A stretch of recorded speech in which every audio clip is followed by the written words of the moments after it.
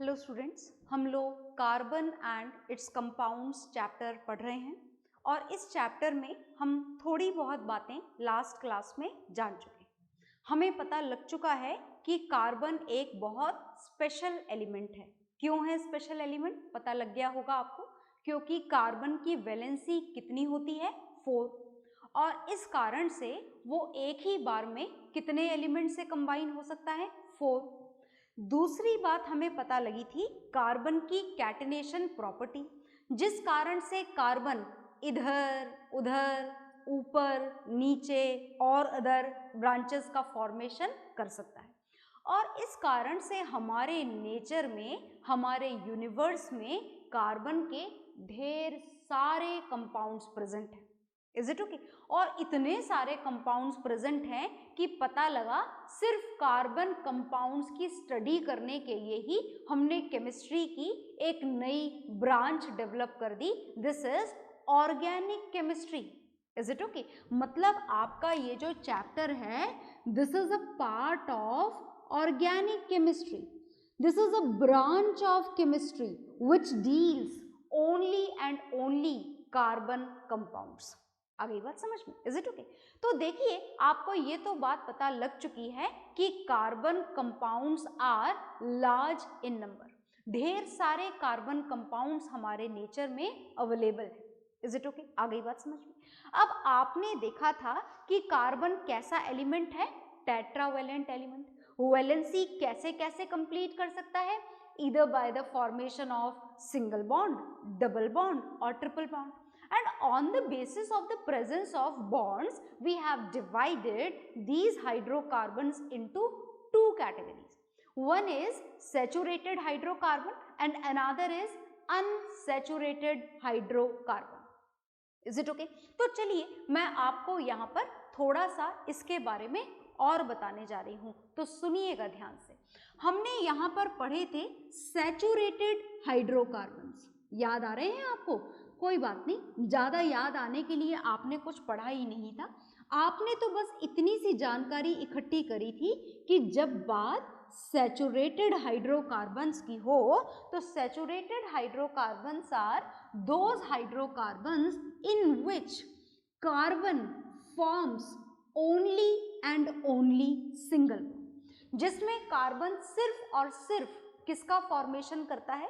जिसमें carbon formation करता है सिर्फ और सिर्फ सिंगल बॉन्ड का फॉर्मेशन करता है. Is it okay?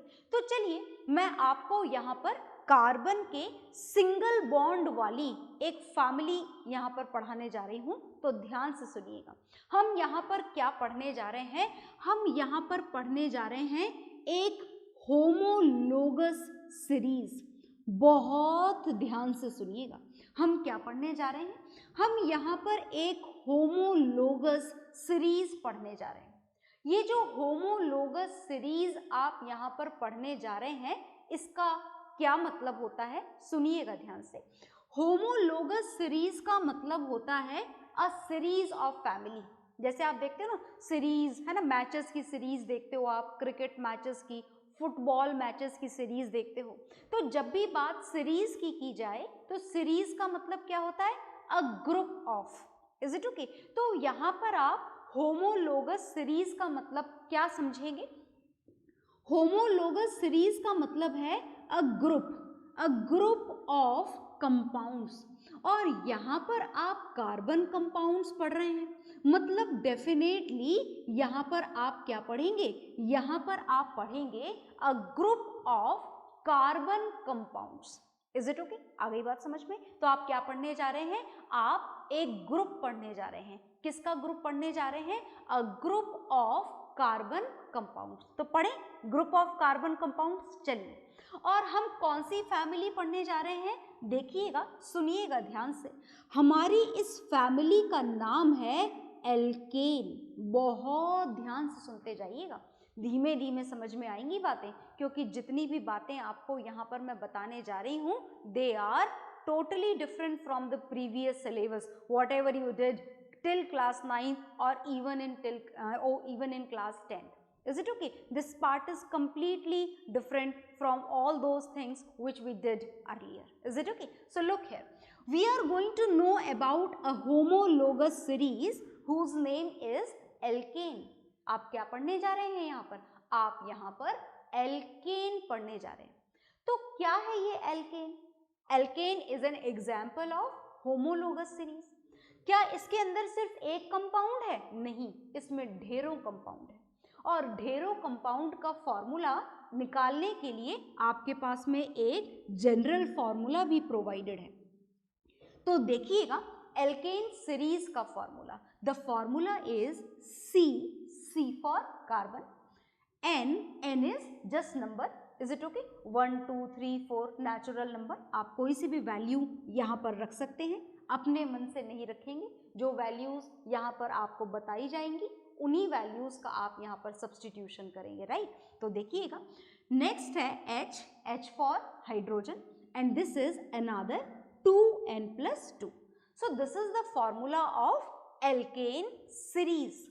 ये एक सीरीज का फॉर्मूला है, मतलब इस फॉर्मूले से आपको ढेर सारे कंपाउंड्स मिलने वाले हैं। Is it okay? तो चलिए हम उन ढेरों कंपाउंड्स का फॉर्मेशन करेंगे, ढेरों का तो नहीं, उनमें से कुछ कंपाउंड्स का हम यहाँ पर फॉर्मेशन करेंगे। तो आप ये फॉर्मूला पहले नोट डाउन कर लीजिए, ओके?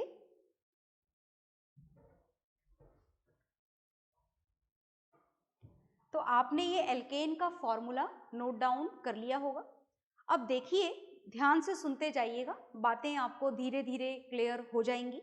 तो ये एल्केन सीरीज का फॉर्मूला है, मैं बार बार बोल रही हूँ, ये सीरीज का फॉर्मूला है, ये किसी एक कंपाउंड का फॉर्मूला नहीं है। इस फॉर्मूले से हमको ढेर सारे डिफरेंट कार्बन कंपाउंड्स मिल जाएंगे।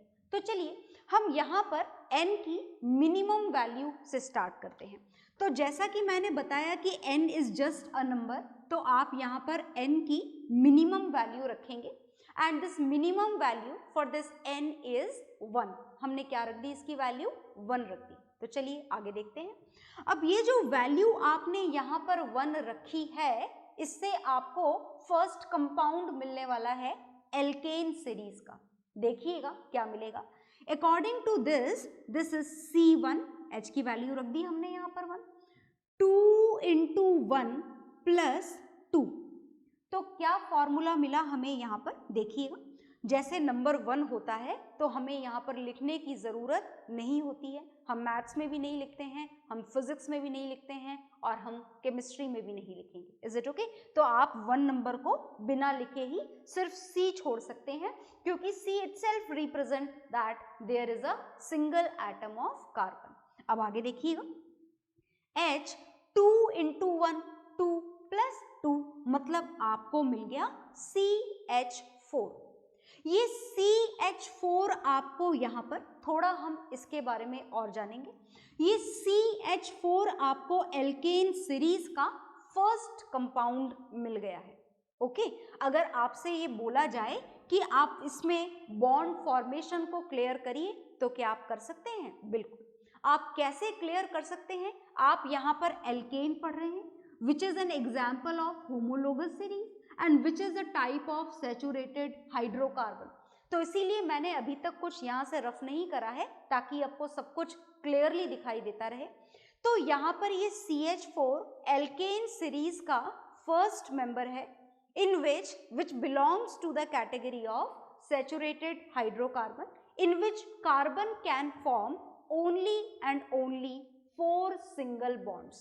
आ गई बात समझ में? तो चलिए आगे चलते हैं। अब आपको यहाँ पर बॉन्ड फॉर्मेशन क्लियर करना है, तो देखिएगा, ये बना दिया आपने कार्बन। कार्बन यहाँ पर सिर्फ किसका फॉर्मेशन कर सकता है? 4 सिंगल बॉन्ड्स का। तो हमने ये 4 सिंगल बॉन्ड यहाँ पर बना दिए। हाइड्रोजन के 4 एटम्स यहाँ पर अवेलेबल हैं, तो hydrogen, hydrogen, hydrogen and hydrogen. आपको हाइड्रोजन की वैलेंसी पता होनी चाहिए, इट्स 1। तो आपने यहाँ पर ये सिंगल वैलेंसी से कार्बन के साथ में 4 हाइड्रोजन एटम्स कनेक्ट कर दिए। आ गई बात समझ में? तो हमें ये फर्स्ट मेंबर मिला CH4 और ये हमने इसका बना दिया फॉर्मूला। इसको फॉर्मूले को अगर इस तरीके से आप सारे कार्बन हाइड्रोजन अलग अलग अलग अलग करके लिखें, तो इस फॉर्मूले को बोला जाता है स्ट्रक्चरल फॉर्मूला। कौन सा फॉर्मूला बोला जाता है? स्ट्रक्चरल फॉर्मूला बोला जाता है इसे। Is it okay? अब अगर आपसे कोई बोले कि स्ट्रक्चरल फॉर्मूला नहीं, हमें तो इलेक्ट्रॉन डॉट स्ट्रक्चर बना के बताओ, तो क्या आप इसका इलेक्ट्रॉन डॉट स्ट्रक्चर बना सकते हैं? बिल्कुल बना सकते हैं। दिस एलिमेंट इज कार्बन, ये कार्बन आपने बना दिया। आउटर मोस्ट शेल में कितने इलेक्ट्रॉन्स हैं? 4, तो आप कितने डॉट लगाएंगे यहाँ पर? 4 डॉट्स, ये आपने लगा दिए 4 डॉट। आप डॉट भी लगा सकते हैं और डॉट की जगह आप क्रॉस भी लगा सकते हैं। Is it okay? तो आपको डॉट लगाने हो या क्रॉस लगाने हो, आपको मतलब सिर्फ कौन से इलेक्ट्रॉन से होता है?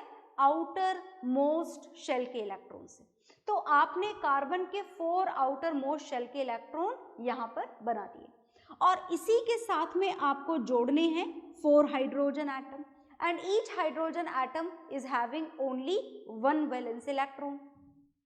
तो ये हाइड्रोजन का 1 valence electron, another hydrogen 1 valence electron, another hydrogen 1 valence electron. अब यहाँ पर ये एक एक इलेक्ट्रॉन की शेयरिंग हो जाएगी। ये शेयरिंग हम पहले भी पढ़ चुके हैं मेटल्स एंड नॉन मेटल्स में, इसीलिए हम डायरेक्ट यहाँ पर शेयरिंग कर रहे हैं। देखिएगा, ये एक शेयरिंग यहाँ पर हुई, एक शेयरिंग यहाँ पर हुई, एक शेयरिंग यहाँ पर हुई। भूलिएगा मत कि शेयर्ड इलेक्ट्रॉन दोनों एलिमेंट के होते हैं।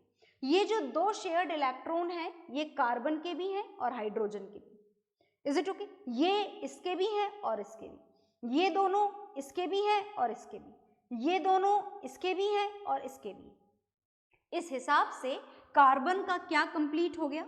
इस हिसाब से कार्बन का ऑक्टेट कंप्लीट हो गया। आ गए टोटल 8 इलेक्ट्रॉन्स? बिल्कुल आ गए। हाइड्रोजन एलिमेंट को अपना ऑक्टेट कंप्लीट नहीं करना होता है। क्या कंप्लीट करना होता है? डबलेट कंप्लीट करना होता है।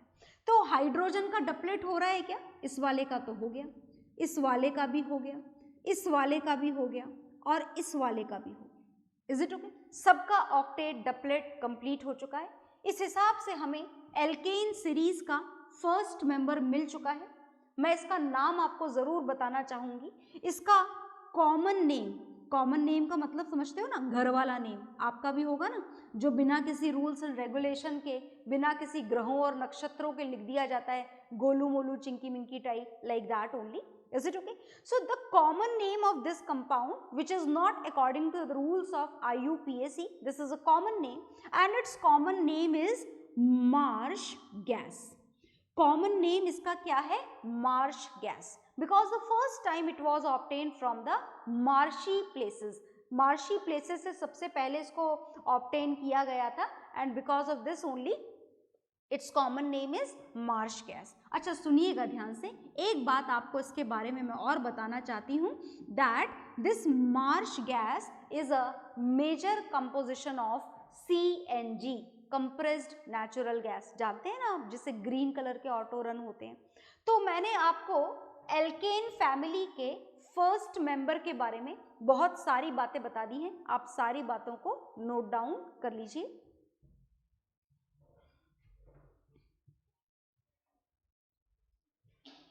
हाँ जी, तो ये आपने फर्स्ट फॉर्मूला इसका पढ़ लिया है एल्केन का। मैं फिलहाल यहाँ से सब कुछ रफ कर रही हूँ, it doesn't mean that topic is over. हमें इसके बारे में अभी और भी बहुत कुछ जानना है, कंप्लीट करना है हमें हमारी इंफॉर्मेशन, पर we have to write down, compile all these information in a proper way, so we have to clean everything so that we can write it properly. देखिएगा आगे ध्यान से, भूलिएगा मत हम क्या पढ़ रहे थे। हमारा टॉपिक आपको याद रखना होता है। जो टॉपिक आप पढ़ रहे थे, दिस इज, दोबारा लिख रही हूं मैं यहाँ पर, आप सैचुरेटेड हाइड्रोकार्बन्स पढ़ रहे हैं, भूलिएगा मत इसका मतलब।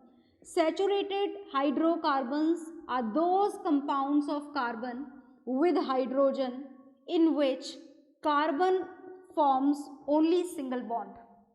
और इस सैचुरेटेड हाइड्रोकार्बन की लिस्ट में हम पढ़ रहे हैं एक पर्टिकुलर होमोलोगस सीरीज, जिसका मतलब अभी तक हमको क्लियर नहीं हुआ है, इसका मतलब समझना अभी बाकी है और मतलब धीरे धीरे समझ में आएगा। पर इस होमोलोगस सीरीज में जो सीरीज हमने यहाँ पर स्टार्ट करी है, दिस इज एल्केन, और एल्केन का फॉर्मूला हमको जो मिला है, this is CnH2n+2. Is it okay? जिसका फर्स्ट मेंबर आप पूरी तरीके से यहाँ पर मेंशन कर चुके हैं। जो फर्स्ट मेंबर आपको इस सीरीज का मिला था वो मिला था CH4। क्या आप सेकंड मेंबर ऑब्टेन कर सकते हैं इस होमोलोगस सीरीज का? बिल्कुल कर सकते हैं। हम इस फर्स्ट मेंबर के बाद में एल्केन का सेकंड मेंबर पढ़ने जा रहे हैं। सेकंड मेंबर पढ़ सकते हैं क्या? बना सकते हैं फॉर्मूला? बिल्कुल बना सकते हैं। सेकंड मेंबर के लिए मेंबर आएगा, यहाँ पर मेंबर लिख देते हैं। सेकंड मेंबर के लिए n की वैल्यू आपको जो सब्स्टिट्यूट करनी है, दिस इज 2, तो 2 कर दें, सब्स्टिट्यूट कर देते हैं। फॉर्मूला आपके सामने लिखा हुआ है। According to that C2H 2 × 2 + 2, okay, मतलब क्या फॉर्मूला मिल जाएगा आपको? आपको फॉर्मूला मिल जाएगा C2 2 × 2 4, 4 + 2 6। ये आपको मिल जाएगा एल्केन सीरीज का सेकंड मेंबर। क्या आप थर्ड मेंबर भी ऑब्टेन कर सकते हैं? बिल्कुल, हम इस सीरीज का थर्ड मेंबर भी ऑब्टेन कर सकते हैं। देखिएगा ध्यान से, हम थर्ड मेंबर ऑब्टेन करने जा रहे हैं और उसके लिए आपने n की वैल्यू क्या सब्स्टिट्यूट कर दी? 3 सब्स्टिट्यूट कर दी। जब आप n की वैल्यू 3 सब्स्टिट्यूट करेंगे तो फॉर्मूला वो लिखा हुआ आपके सामने, C3H2 × 3 + 2, मतलब आपको फॉर्मूला मिल जाएगा C3H8। आप इसी तरीके से फोर्थ मेंबर भी ऑब्टेन कर सकते हैं, और जब आप फोर्थ मेंबर ऑब्टेन करेंगे तो फोर्थ मेंबर के लिए आपको n की वैल्यू क्या रखनी पड़ेगी? 4 रखनी पड़ेगी। और जब n की वैल्यू 4 रखेंगे तो चेक कर लेना कैलकुलेशन सही तो हो रही है ना, तो आपको फॉर्मूला मिल जाएगा C4H10। तो क्या आप fifth member, sixth member, seventh member, 8th, 9th, 10th member सारे मेंबर ऑब्टेन कर सकते हैं? बिल्कुल, सारे मेंबर ऑब्टेन कर सकते हैं। Is it okay?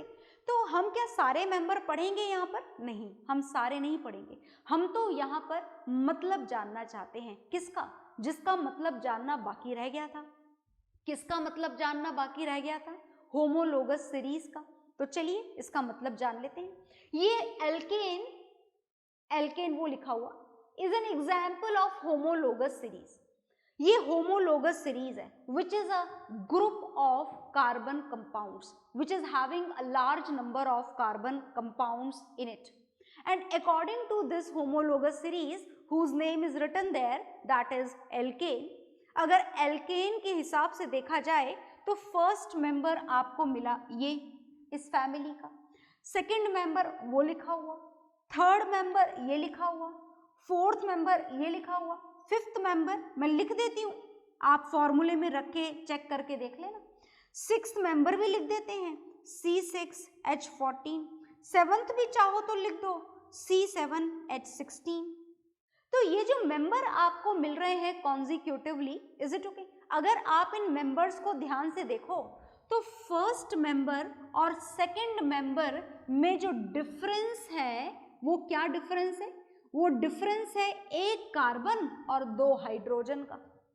दिख रहा है ना, एक कार्बन ज्यादा है और 2 हाइड्रोजन ज्यादा है। अगर आप इसी डिफरेंस को सेकंड और थर्ड मेंबर के लिए चेक करोगे तो देख लीजिए 2 से कार्बन 3 हो गए और हाइड्रोजन 6 से 8 हो गए, मतलब सेम डिफरेंस, एक कार्बन और 2 हाइड्रोजन का। अगर आप थर्ड और फोर्थ मेंबर के बीच में देखना चाहो then also the difference is same, एक कार्बन और 2 हाइड्रोजन। Is it okay? आगे भी देख लीजिए, यहां पर भी देख लीजिए, ये जो डिफरेंस है अगेन एक कार्बन एंड 2 हाइड्रोजन। तो होमोलोगस सीरीज का मतलब ही यही होता है।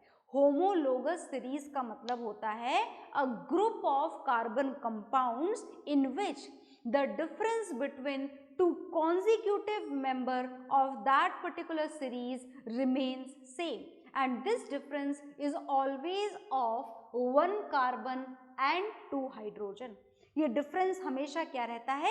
सेम रहता है, एक कार्बन और 2 हाइड्रोजन का डिफरेंस रहता है। Is it okay? तो ये तो डिफरेंस हो गया फॉर्मूला का। क्या मास का भी कोई डिफरेंस होता है? बिल्कुल। देखिएगा, अगर आप इसका मास कैलकुलेट करो, एटॉमिक मास, एटॉमिक तो गलत हो जाएगा लिखना, एटम तो ये है नहीं, क्योंकि आपको इसका मॉलिक्यूलर मास कैलकुलेट करना होगा। तो जो भी आप कैलकुलेट करें, क्या आपको पता है कि कार्बन के एक एटम का मास कितना होता है? 12 यूनिट्स। क्या आपको ये पता है कि हाइड्रोजन के एक एटम का मास कितना होता है? 1 यूनिट। तो क्या आपको ये पता हो सकता है कि CH2 का मास कितना होगा? 14 यूनिट्स। Is it okay? मतलब ये हुआ कि अगर आप फर्स्ट और सेकंड मेंबर के फॉर्मूले में डिफरेंस देखना चाहो तो कितना होगा? CH2, एक कार्बन और 2 हाइड्रोजन का। और उसी की वजह से अगर आप फर्स्ट और सेकंड मेंबर के फॉर्मूले यूनिट मास में डिफरेंस देखना चाहो तो वो कितने यूनिट्स का हो जाएगा? 14 यूनिट्स का।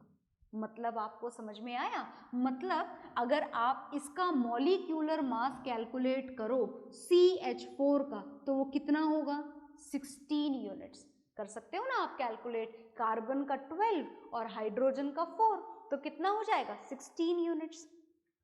आप सेकेंड यूनिट का मास अगर कैलकुलेट करना चाहो तो कितना हो जाएगा? 16 प्लस 14 यूनिट्स। इसका मास अगर कैलकुलेट करना चाहो तो कितना हो जाएगा? 16 प्लस 14 प्लस 14 यूनिट्स। अब समझ गए ना आप? तो यही है होमोलोगस सीरीज की definition.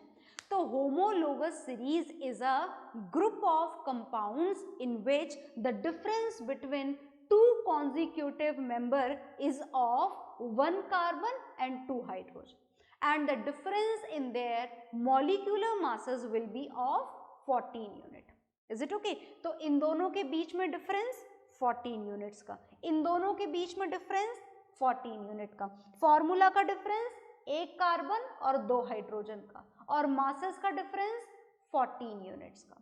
So this is the definition of homologous series. तो आप एक होमोलोगस सीरीज का इंट्रोडक्शन पढ़ चुके हैं, and this homologous series is alkane. तो आप होमोलोगस सीरीज के बारे में जो भी इंफॉर्मेशन बोर्ड पर है उसे नोट डाउन कर लीजिए। ओके,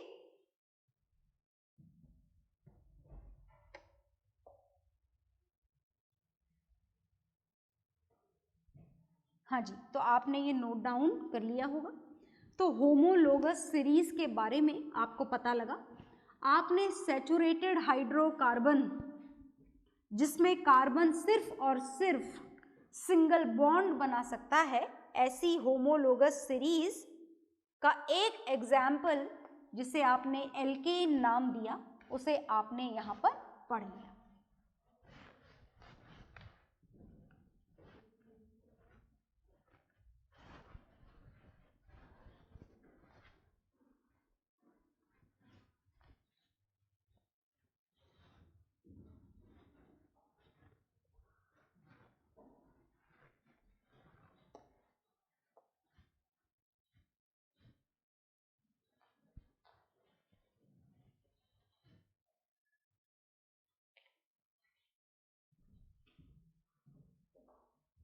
हाँ जी, तो होमोलोगस सीरीज जो आपने पढ़ी दैट वाज एल्केन। आपने एल्केन होमोलोगस सीरीज पढ़ी थी, उसके कुछ मेंबर आपने देखे और साथ में होमोलोगस सीरीज की आपकी डेफिनेशन भी आपने कंप्लीट कर ली। अब सुनिएगा ध्यान से, अब जो बॉन्ड फॉर्मेशन आपने देखा था, जैसा आपने जाना था कि जो सैचुरेटेड हाइड्रोकार्बन है वो सिर्फ कौन से बॉन्ड का फॉर्मेशन कर सकते हैं? सिर्फ सिंगल बॉन्ड का फॉर्मेशन कर सकते हैं। तो चलिए सिंगल बॉन्ड से रिलेटेड एक क्वेश्चन है आपकी एनसीईआरटी बुक में, हम उसे भी सॉल्व यहाँ पर कर लेते हैं। और उस क्वेश्चन के अकॉर्डिंग आपको वहाँ पर सल्फर मॉलिक्यूल का स्ट्रक्चर बनाना है। तो क्या आप सल्फर मॉलिक्यूल का स्ट्रक्चर बना सकते हैं? क्या होगा सल्फर मॉलिक्यूल का स्ट्रक्चर? क्या आप जानते हैं chlorine molecule? Yes, this is Cl2। Hydrogen molecule? बिल्कुल, this is H2। So if we are going to talk about the sulfur molecule, then it is S8. In this single molecule of sulfur, 8 atoms of sulfur are there. क्या आपको sulphur का configuration याद है? Atomic number याद है आपको sulphur का? Sulphur का एटॉमिक नंबर होता है 16 और इस हिसाब से इसका कॉन्फ़िगरेशन होता है 286. मतलब आउटर मोस्ट शेल में कितने इलेक्ट्रॉन हैं? 6 इलेक्ट्रॉन है. स्टेबल है? नहीं, बिल्कुल भी नहीं. और स्टेबिलिटी के लिए इसे कितने बॉन्ड्स बनाने होंगे? कितने इलेक्ट्रॉन की शेयरिंग करनी होगी? इसको शेयरिंग करनी होगी, कितने इलेक्ट्रॉन की शेयरिंग करनी होगी? 2 इलेक्ट्रॉन्स की शेयरिंग. तो देखिएगा ध्यान से, हम इस S8 मॉलिक्यूल का इलेक्ट्रॉन डॉट स्ट्रक्चर बनाना चाहते हैं. क्या बनाना चाहते हैं हम इसका? Electron dot structure. As this is a question of your NCERT book, so we are going to draw it on the board. You just listen to me very carefully. यहाँ पर ये सल्फर एटम प्रेजेंट होगा. Sulphur atom किस तरीके से connected होता है देखिएगा ध्यान से. सल्फर एटम एक क्राउन लाइक स्ट्रक्चर में प्रेजेंट होता है. कैसे प्रेजेंट होता है? क्राउन लाइक स्ट्रक्चर में. तो मैं आपको सल्फर का एक क्राउन बना के यहाँ पर दिखाने वाली हूँ. देखिएगा ध्यान से.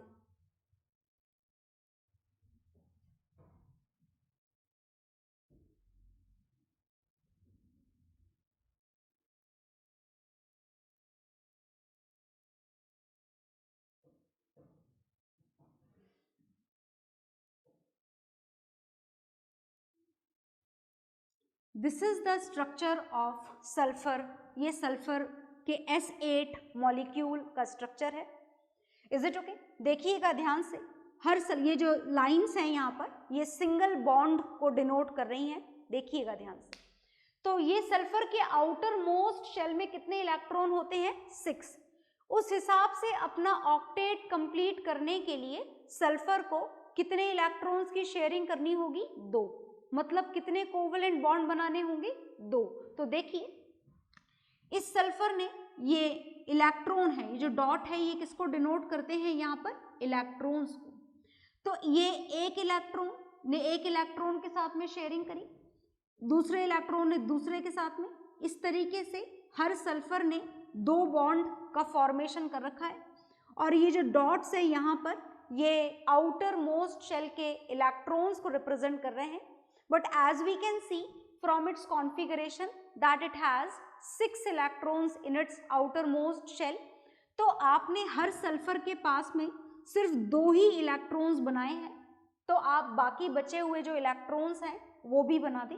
मतलब 4 इलेक्ट्रॉन्स और होने चाहिए हर सल्फर एटम के साथ में. And these electrons are going to be denoted by the dot as the electron dot structure is needed. ये इलेक्ट्रॉन डॉट स्ट्रक्चर इन्होंने हमें बोला है बनाने के लिए. तो हमने देखिए हर सल्फर के पास में आउटर मोस्ट शेल में 6 इलेक्ट्रॉन्स जो हैं वो ड्रॉ कर दिए हैं. Is it okay? और ये 1 2 3 4 5 6 इलेक्ट्रॉन इसके खुद के थे और एक इलेक्ट्रॉन इसे शेयर करके मिल गया. मतलब यहाँ पर हर एक सल्फर एटम का ऑक्टेट क्या हो चुका है? कंप्लीट हो चुका है. याद रखिएगा, डॉट यहाँ पर आउटर मोस्ट शेल के इलेक्ट्रॉन्स को डिनोट कर रहे हैं और ये जो लाइन है ये सिंगल बॉन्ड को डिनोट कर रही है. ओके? तो whatever is there on the board, you note it down very properly. Okay?